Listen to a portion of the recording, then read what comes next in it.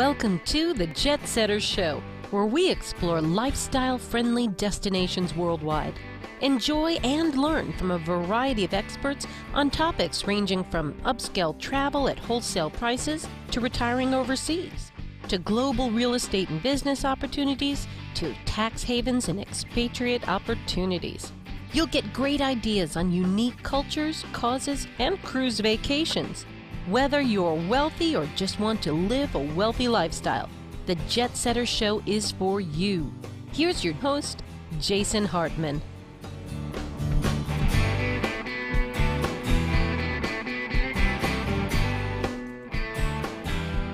Welcome to the Jet Setters Show. This is Jason Hartman, your host, where we explore lifestyle-friendly destinations worldwide. I think you'll enjoy the interview we have for you today, and we will be back with that in less than 60 seconds here on the Jet Setters Show.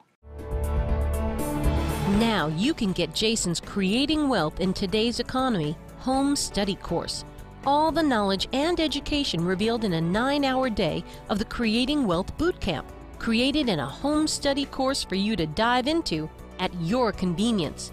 For more details, go to jasonhartman.com. Hey, it's my pleasure to welcome Lee Harrison today. He is the Latin American Correspondent for Live and Invest Overseas, and we're going to talk about 5, maybe a little more, but 5 South American countries today. Lee, welcome. How are you? Good, Jason. How are you? Good to be here. Doing well, thanks. So you are coming to us from Medellín, Colombia, I believe, right? Yes. Fantastic. Well, tell us what's going on in South America. Where are the attractive places, and why are they attractive, and where should we avoid? Okay, well, that's wide open. Let me start, I think, with Ecuador. And what I'll try to do, Jason, is kind of point out who it's really popular with and why they're going there. One thing that Ecuador has, a couple of things Ecuador has going for it is the cost of living, primarily. Properties are very inexpensive. The cost of living is very low. You can still live there for very comfortably under $1,500 a month. And it's seen a big influx of expats over the past few years. So another thing, and it speaks to the kind of expats that are going there, is that it's a place to go if you really have a sense of adventure. The Galapagos Islands, of course, are part of Ecuador. They've got the Andes, the Pacific coast, a lot of old Spanish colonial cities, and it's pretty dramatic, very beautiful, a lot of nature, natural environment to enjoy there, the Amazon rainforest. So I think people that are their primary motivators, cost of living, and they have a real sense of adventure and want to enjoy a nice Spanish colonial or coastal lifestyle, then Ecuador is a really good choice for them. Good. So a lot of variety then, and low cost of living. What about corruption? I read recently that Ecuador was very high on the corruption index. In fact, one of the most corrupt countries. Is that true, or has that changed? Well, it was true, and it has changed. When I first moved there, which was 2001, it was one of the most corrupt countries in the world. It was down below position 200 on a scale of list of 232 countries. And what I found was that it wasn't just political corruption or business corruption, which Transparency International tends to look at, but it really, the corruption of the politicians was just a reflection of what the whole society lacked in the way of honesty. So I found that when I first went there, it was, the place where you're going to get your pocket picked, you're going to get things stolen, a lot of petty crime, shortchanging in the stores, 20% of the time you ever bought something. So I found that was really extended throughout society. What happened, though, is when Rafael Correa got elected in 2006, I think it was, that began to change. And it's changing not only among the politicians and the businessmen, but it's changing among the rest of the country as well. So it was an annoyance back then that has gone away. And as a result of the reduction in the level of corruption, there's a tremendous boom in the infrastructure in Ecuador. Right now, the bridges are being built, highways are being rebuilt in a quality fashion, and trains are being brought back into service.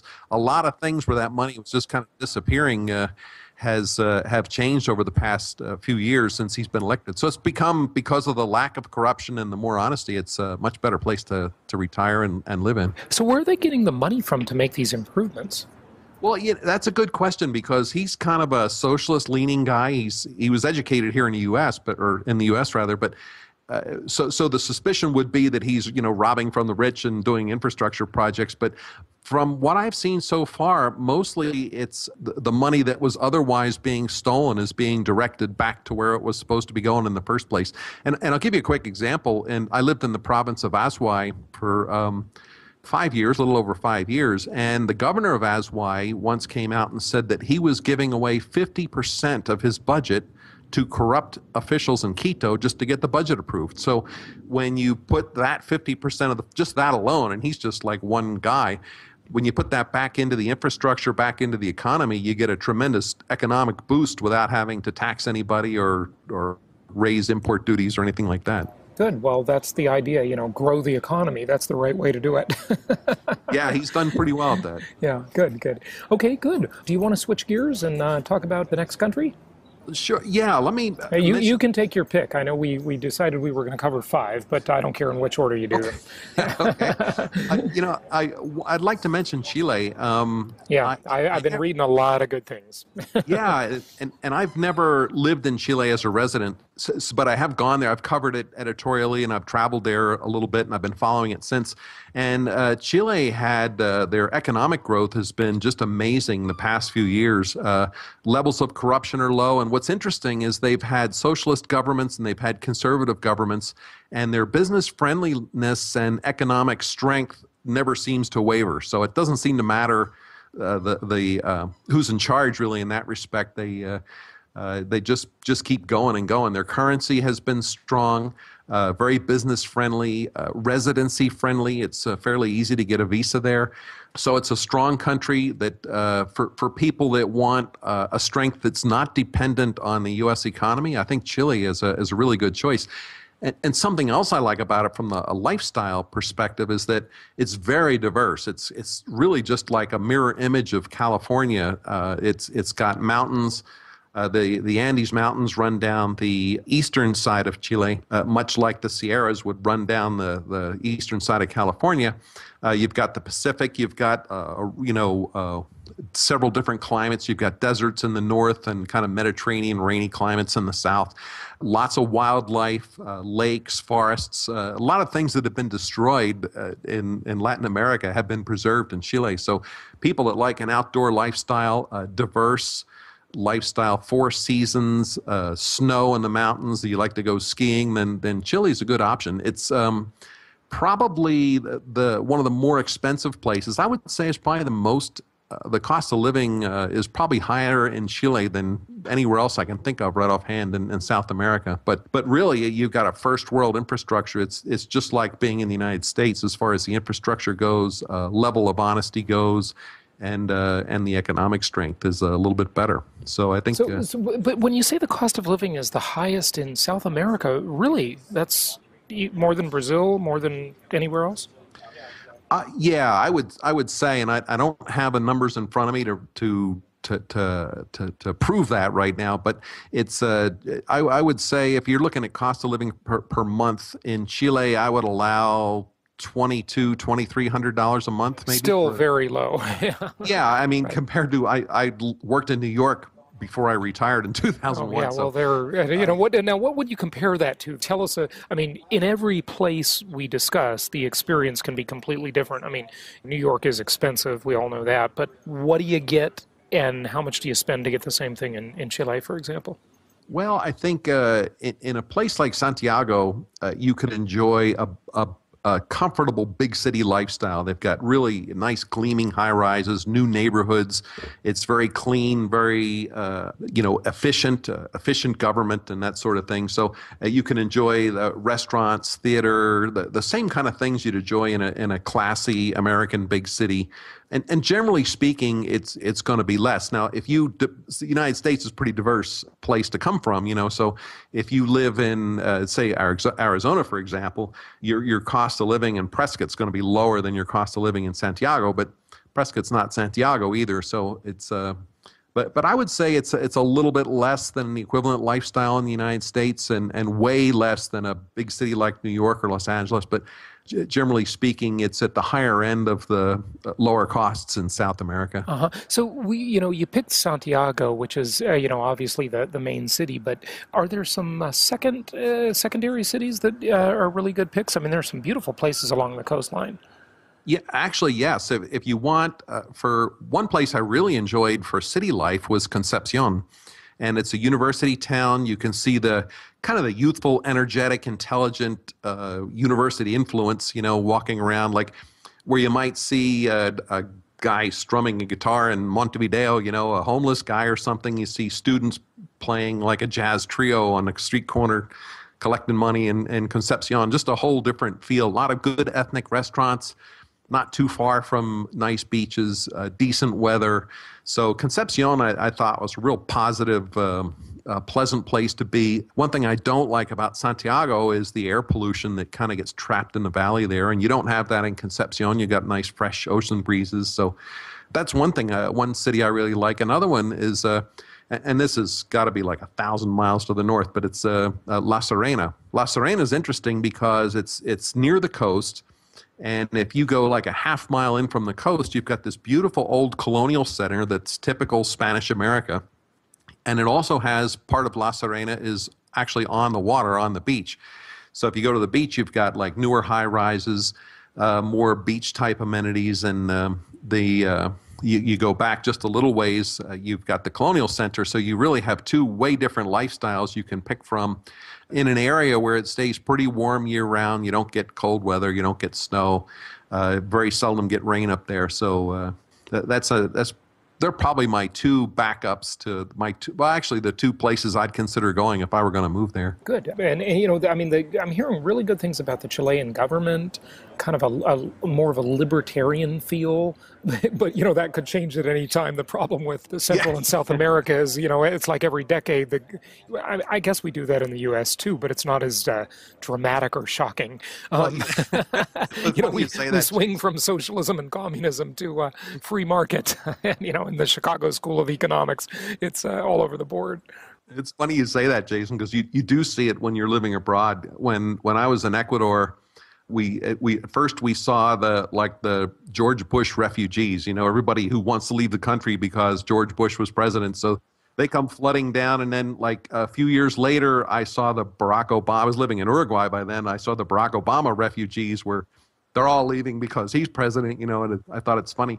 And that is, by the way, hilarious. It's just hilarious. And I think there's a funny thing about the human psyche, and you are welcome to take issue and disagree with me on this, Lee.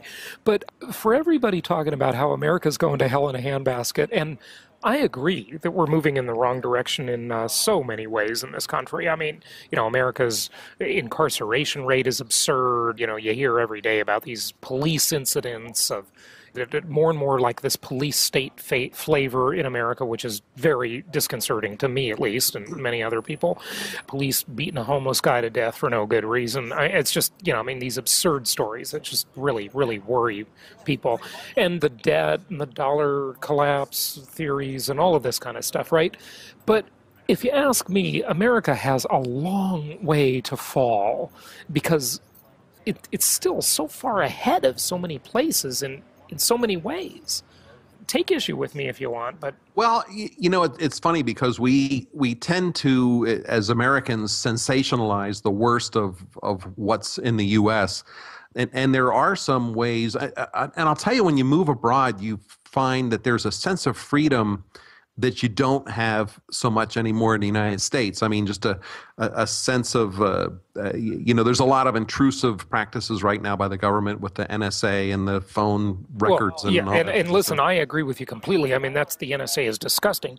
But, how does that really affect any of our lives? I mean, it's terrible, no question, but what actual effect does it have on us? Well, it doesn't. What I've found, and I come to the U.S. pretty frequently. I have family in Arizona and so forth, so we spend a fair amount of time there.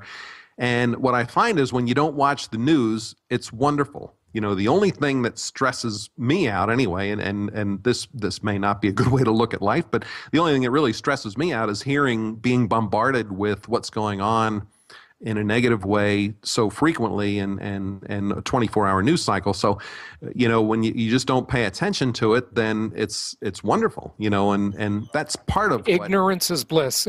Well, it is, and really, I think you're right in the sense that it really just doesn't matter to most people. So when you don't pay attention to it, you're just not getting stressed about something that really doesn't affect your life anyway.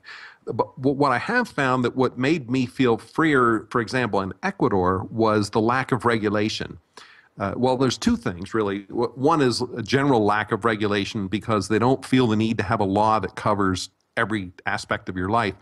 The other thing is in a civil law legal structure, you don't really have personal injury law.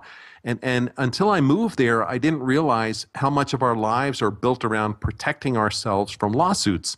The way we manufacture cars, the way we do baby toys, the way we put fences in our swimming pools, and that sort of thing. And it's not that those things are bad. It's just that when that stuff is not, when you don't have a personal injury law risk with your auto insurance, buying your car, or anything else, then there's just a whole lot of things you don't need to worry about anymore. So, but what you do need to worry about is being injured. Well, you do maybe, and in fact, there's I'll tell you, I really noticed that at a very young age when I first went parasailing in Mexico, and I must have been, 19, 20 years old maybe, and I did not feel very comfortable with it. Yet, if you go parasailing in Dana Point, California, it's a much safer experience.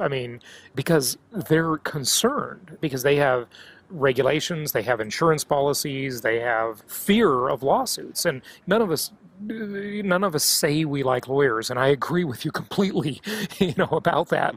But there's a balance there. Yeah, there is a balance, and I'm not sure. I haven't seen enough things happen to know where that balance should be outside the U.S.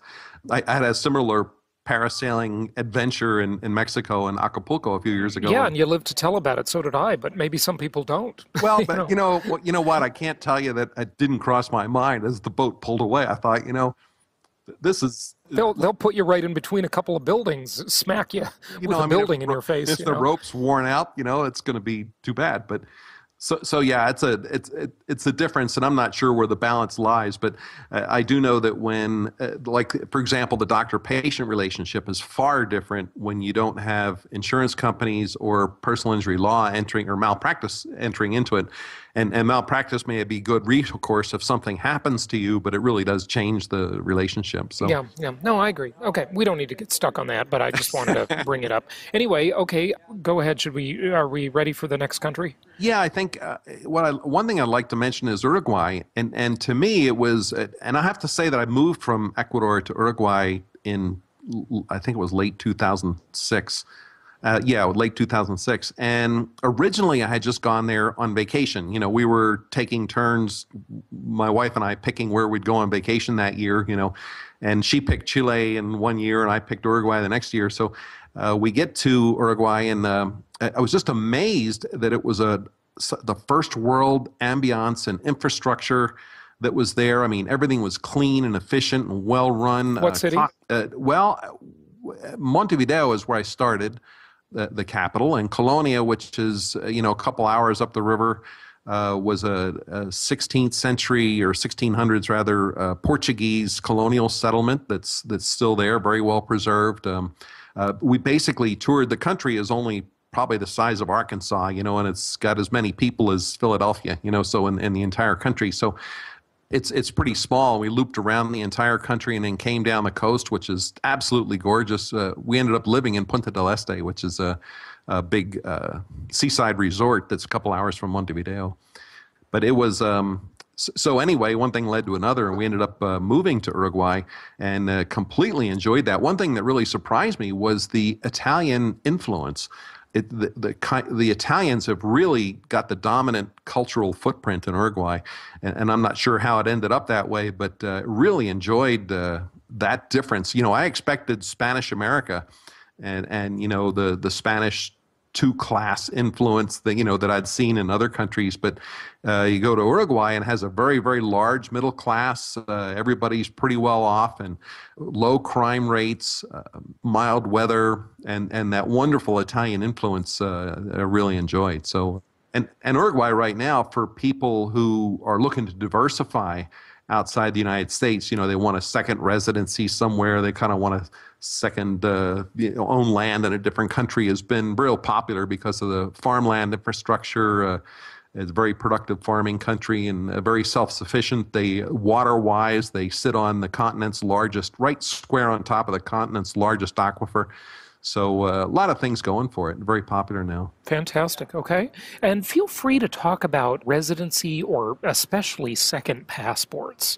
So many of our listeners are interested in having a second passport, having a second citizenship. Yeah, it's Uruguay has been probably, and I'll circle back and I'll mention that. I'll circle back to the Chile and Ecuador on this as well. But Uruguay has been among the most popular, I think, for the last 8 or 9 years for second passport, second citizenship and residency. Residency is not particularly efficient to get in Uruguay.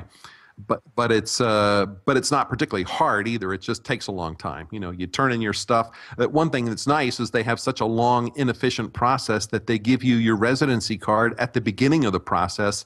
You sit down there and they ask you a few questions and they screen you and you turn your paperwork in and they give you your residency card. So from that day on, you have all the rights of an Uruguayan citizen except for the right to vote. And so when your residency gets approved, a year later, it's pretty anticlimactic. You just get a card with a longer drop dead date on it, 3 years. Right, but it's still not a passport. Well, it is. You can get a passport, though. You can obtain Uruguayan citizenship in 3 years if you, under certain conditions, like if you're married, for example, or part of a domestic partnership, you can get a passport in 3 years. To a citizen. Yeah, citizenship. Yeah, you can't just move there as a married couple, right? Yeah. No. Just wanted to clarify that. No, actually you can. Yeah, okay. I didn't understand your question. You can go there as a married couple and take advantage of that 3-year thing. You do not need to be married to an Uruguayan citizen. Right, but you can do it faster if you marry a citizen, right? Well, you probably would get residency faster. I don't think you would get citizenship faster. So, and otherwise, if you just down on your own, and it would be 5 years to get citizenship. But one thing people like about it is their financial services infrastructure. They have a solid banking system and a strong That's currency. interesting. I just got to ask you a question about that before you go, just super quick. So if you're married, it's 3 years. If you're single, it's 5. They like married people more? Well, there are other caveats with the married thing. I think you have to own property as well. So okay. What they're assuming is that if you're married and you own property, you're going to do a homestead. Yeah, you're pretty serious and stable. Right. And if you're a single guy down there, then it's longer. But so yeah, it was Ecuador. It is not hard to get residency. I'm a resident of Ecuador and Uruguay and Colombia. So Ecuador, what happened, it's pretty quick. I mean, I think mine was approved in just a matter of weeks, but you need to really live there. There are restrictions during your first 18 months where I believe it's you can't be out of the country more than 90 days per year for each of the first 2 years. That's what it is. And then thereafter, you can't be gone more than 18 continuous months.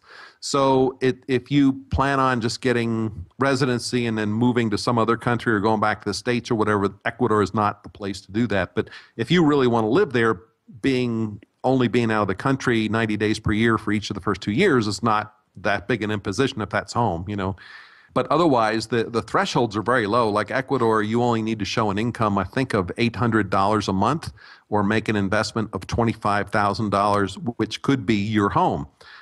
So in that sense, it's really easy to qualify. And that's one of the reasons it's so popular right now. Uruguay, the threshold, I think, is $1,000. It's around $1,000 a month. Still really low threshold, really quite easy. Okay. Yeah. In fact, 1,000 is more than most working Uruguayans make in a month. So you'd be pretty well off. So they know that's the great thing about geo arbitrage. Yeah. And again, Uruguay, just to close on that, you've got colonial cities, you've got a big city in Montevideo, and you've got the coastal lifestyle all the way out the coast up to Brazil. So there's got several good lifestyle options. Montevideo, in the end, even though that's not where I started living, ended up being my favorite, but pretty much a good variety of lifestyles, including rural farm-type lifestyle available in Uruguay. Good. Okay.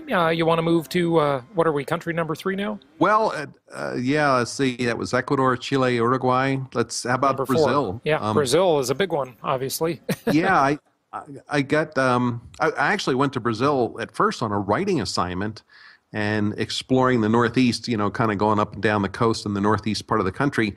And the idea was to get away from Rio and Sao Paulo, which are kind of written to death about, so kind of break some new territory. And while there, and it was probably the second trip there or so, discovered this little island that was just north of Recife on the northeastern part of the country, and bought a home there on the water. So it was such a different experience from Latin America. I mean, from my stereotypical experience in Latin America, to go to Brazil. And for one, they speak Portuguese, so at the age of like 53 years old, I had to start on a new language. And but the whole atmosphere of Brazil and the lifestyle is quite different from what I had seen elsewhere. The big thing that Brazil had going for it, especially at that time, was the emergence of a middle class, and we're seeing this kind of in different places throughout Latin America, where the middle class is expanding. It's pretty well documented in the U.S. that the middle class has been shrinking. It's in the press quite a bit here lately, but the middle class is expanding. So unlike the U.S., you've got every year more people who can afford a second home, more people who can afford cars, more people who can afford appliances, that sort of thing. And Brazil benefited from that big time. Their middle class probably expanded faster than anybody else's. So the second home market was wonderful for investing in like beachfront condos and beachfront homes and that sort of thing. They were still inexpensive, and but a very positive market there. So. What do you think about Brazil? Worries me a little bit. I keep reading stories about police shooting people. And I mean, we talked about America being a police state, but I hear it's a lot worse there. I have some Brazilian friends, and they say, unfortunately, that kind of stuff is just all too common. Yeah, hard to say. I mean, most of the information I see about Brazil is around the bigger cities, Sao Paulo and Rio, where they've got the huge favelas, and they're trying to clean things up to make it look decent for the Olympics and the World Cup, and so you don't hear much about, and I didn't see much police presence in my stomping ground was like Recife, Fortaleza, São Luís, and Natal, places up in that sector. I didn't see a whole lot of police presence, but I tell you firsthand that they have an issue with police corruption. I got stopped on a roadblock to check my registration and it argued back and forth. And my negotiation skills in Portuguese are pretty sorry, So I ended up paying the guy the equivalent of $50, just to let me go on what was just a completely bogus charge. And then that wasn't the only time that sort of thing happened in Brazil. So the police violence I didn't see. In fact, they were very friendly and nice, and they'd stop by the house to talk and all that sort of thing. But I did get kind of held up a couple times by them because of the corruption in the police department. That's interesting. Now, what cities in Brazil, though? Where would you pick if you're going to go live there? I'll tell you what I like is for a big city, I mean like a 3 million type city, I think Fortaleza would be my first pick.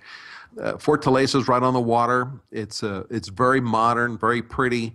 It's got a wonderful infrastructure of restaurants and clubs and cafes and nightlife, and the beach, the water is a nice like a shimmering aqua color, clean water right there in the city. So it's a very attractive beachfront lifestyle, boardwalk lifestyle, but like 6 blocks back, you've got nice little quieter neighborhoods. None of it's, I guess, real quiet, but you've got more treed neighborhoods with little cafes and hidden away restaurants and that sort of thing in a sector called Aldeota.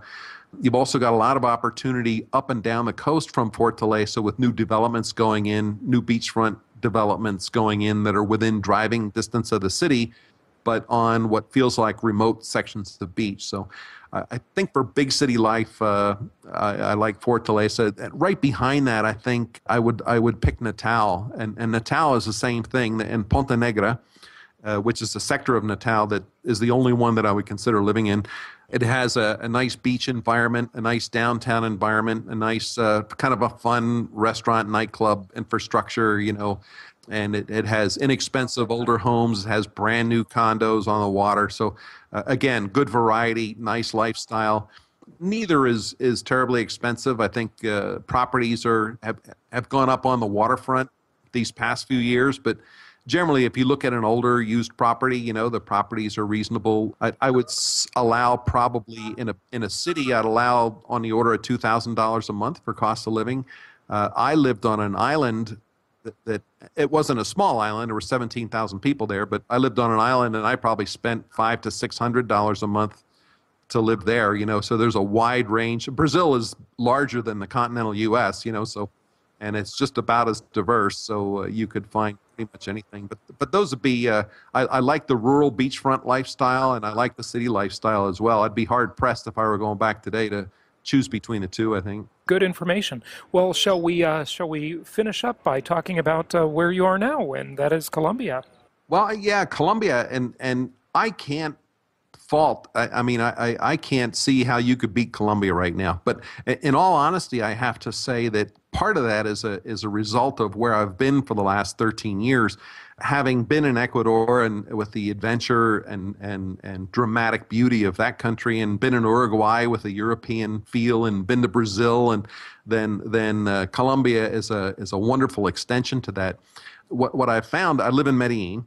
And Medellín is a modern. I compare it to, if anyone knows Scottsdale, Arizona. I compare it to Scottsdale a lot. That's where I live. I love Scottsdale. Yeah, it's clean, it's modern, it's well run. It's lots of great restaurants and cafes. And what it does have that Scottsdale doesn't is nice weather. It's I would say that, well, the average is 29 degrees Celsius, which is, I think, 81 degrees Fahrenheit during the day. That's the average daytime high throughout the year. Daytime lows are about the mid-60s, I guess, at night. And the temperature variation is only 1 degree throughout the course of the year. So we basically open the windows, and the windows stay open day and night, no screens, all the time. What about humidity? Humidity it's more humid. It's not dry. I would say humidity runs like 60% or so, 65%. So it's not what I'd call comfortably dry, but it's not uncomfortably humid either. Compared to something like Panama City, where you'd have 90% humidity levels. So it's been it's comfortable that way. It's very, very lush because they have rain. They have some rainier periods of the year, but it can rain almost any time. You can get a shower there in the mountains. So, and the cost of living is reasonable. Properties are very inexpensive because of Medellin's lousy reputation. I compare it frequently to the drug cartels, but that was really 20 years ago. Right? Yeah, and I mean it was over in 1993. But people my age have long memories. And almost everybody who hears that I'm living in Medellin asks me about the drug lords, Right. And they all went to Mexico and Belize. Right. So it's but the drug lords have done us a big favor, those of us who bought property there. In Montevideo, now Medellin is in El Poblado neighborhood is much more clean and upscale and first world than Montevideo. But Montevideo would be more than, I would say, double the price for the same property. So Montevideo has a wonderful reputation. Medellin has a bad one. And even though that's no longer the reality, the property prices have not caught up to it yet. So that's always an opportunity when the reality and the perception differ. That's kind of an arbitrage opportunity. But hey, I just got to take issue with you on one thing, Lee, and that is Scottsdale weather. Eight months of the year, Arizona's weather is about the best in the world, I think. I mean, I lived in California all of my life until moving here 2.5 years ago, and it's just, you wake up every day and it's just gloriously beautiful, and it's just the perfect temperature, and the people are so friendly, and I got to tell you, I just love Arizona. However, 4 months of the year, it's not too pleasant. And the one thing I will say is, at least personally, I actually get a little sick of the sunshine. Like, we have about 4 gray days a year, and I really kind of like them. They're so rare. I'd like to have a little more Seattle weather occasionally, but not too much of it. My wife's spent a good part of her life in Scottsdale, and which is why we're there now, because her family's there, and she just loves the rain. She has never gotten over the appreciation for rain and the occasional cloudy day, just because of the prevalent sunshine there, where I would need to go years and years before I got tired of that Arizona sunshine. Right, yeah, that sunshine, it's really, I think it really, when you live in a place with sunny weather, the people are happy and friendly. It just totally influences people's attitude. Yeah, I spent 4 years, I think, in Sacramento. And Sacramento is bright and sunny for 6 months of the year, and then it's totally overcast and drizzly for the other 6 months. At least it was, back in the 80s when I lived there. And it was amazing how irritable and cranky and people got, by the end of that 6 months of drizzle. I mean, we used to drive to Jackson up in the foothills just to see the sunshine, and spend the day there and have lunch, and then drive back down into the soup, just to give your psyche a positive boost, right, with sunshine. So. Yeah, that's interesting. Hey, I got to ask you, one thing that always bugs me as I travel and as I go to less developed countries, I've been to 71 countries now, and it's internet access. The lack of modernity. I can live with a lot of stuff, but nowadays, so many of our global nomadic listeners, they need to connect. They need to be able to get work done, and they need dependable, fast internet access. And it's funny because I was talking with your associate, Leaf, who was in, I think, Panama just the other day, and his internet kept cutting out. And I'm like, oh, gosh, this would drive me nuts if I had to put up with this. And, it seems like every less developed country I go to, that's what you suffer with. Well, it's funny is that in Ecuador, which is the least developed of any country I've lived in, I never had, now this is just luck of the draw in some ways, but I never had my internet out of service in Ecuador, and it was. I don't necessarily mean out of service completely. I mean, just sometimes it's just not dependable. It gets spotty, really slow. Yeah. It's spotty. When you want to do a Skype call, as we're doing now, it cuts off, and the call keeps disconnecting. And if you're doing podcasts, that's really a problem. Yeah, what I found is of course, I moved to Ecuador in the dial-up days, so I've kind of been. The continent's been evolving with the technology, I guess. But what I found lately is in the big cities, it's been pretty good. Now, it sounds like Panama City had their trouble, when you talked to Leaf this week. But in Medellin, I've had degradations in quality, now and then. I've got 5 megabit service. I think I can get up to 25 if I wanted it, but I'm able to stream movies and all with what I have, so I've been pretty satisfied with it. But every now and then the thing grinds down, and I'll do a speed test and see that my speed's kind of been degraded. It'll pick back up. But mostly in the big cities, I've been pretty happy with it. I was happy with it in Uruguay, happy with it in Colombia. And near the end of my time in Ecuador, once we got off dial-up, it was pretty good in Cuenca. I think once you get outside the big cities, I mean, I lived in Vilcabamba for a while. I had a second home in Vilcabamba, Ecuador, in the southern Sierra. It's a little village of a couple thousand people. And there, the way we got internet is that they had some regulation where only the government could provide internet service. And so there was a local clinic there who had a government internet connection. And being corrupt as they are, he sold his internet or leased his internet connection to this German guy that had a local hostel there. And he went and hung repeaters all up and down the valley and sold this internet connection from the hospital, who didn't even have a terminal, for $35 a month. And it was horrible service, but it was better than nothing out in the middle of the Andes, But that's kind of what you see once you get outside the big cities, is we're not going to have the infrastructure.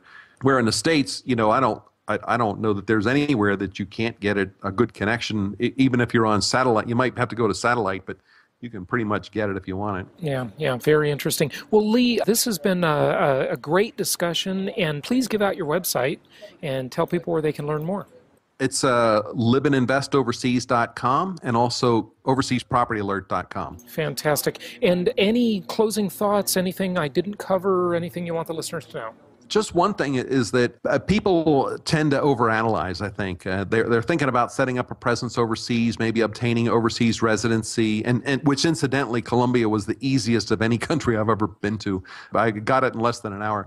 But they tend to analyze, and they run spreadsheets and look at discussion forums, and you get bogged down with too much information. I think if you look at a place and it really connects with you, if you connect with it, if you love it there, you like the people, the lifestyle looks good, you appreciate the weather, then I think you can find a cost of living and a property that's going to meet your needs, and you can be happy there.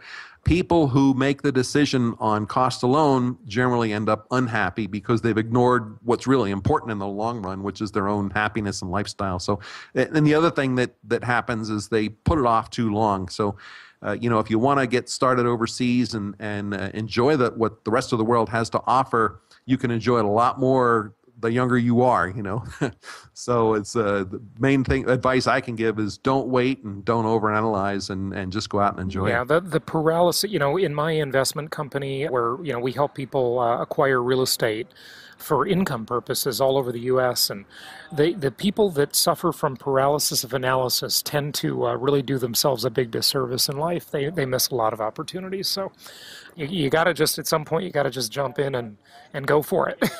Yep. Yeah. Well, Lee Harrison, thank you so much. This has been a fascinating discussion. Thanks for joining us. Yeah, I've enjoyed it, Jason. Thank you.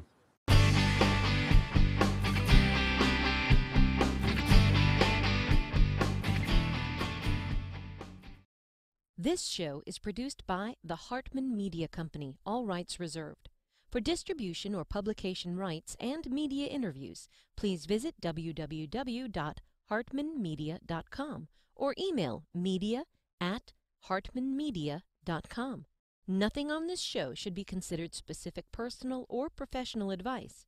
Please consult an appropriate tax, legal, real estate, or business professional for individualized advice. Opinions of guests are their own, and the host is acting on behalf of Platinum Properties Investor Network, Inc. exclusively.